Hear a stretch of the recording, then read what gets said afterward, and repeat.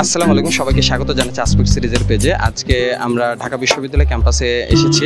গুচ্ছের বিজ্ঞান ইউনিটের ভর্তি পরীক্ষা ইতিমধ্যে শেষ হয়েছে এবং শিক্ষার্থীরা পরীক্ষার হল থেকে বের হয়েছে।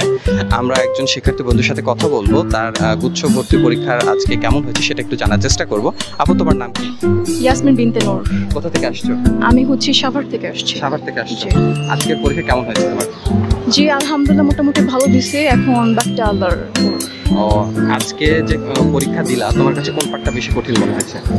ফিজিক্সটা একটু হার্ড আসছে, কেমিস্ট্রিটা মোটামুটি আসছে, আর অন্যদিকে বায়োলজি, আর আমি যেটা দিলাম বাংলা, সেটা মোটামুটি ভালো, আলহামদুলিল্লাহ ভালো আসছে। মোটামুটি ভাবে তোমার কাছে আজকের কোশ্চেনটা কেমন, কি স্ট্যান্ডার্ড মনে হয়েছে? হ্যাঁ, স্ট্যান্ডার্ড মনে হয়েছে।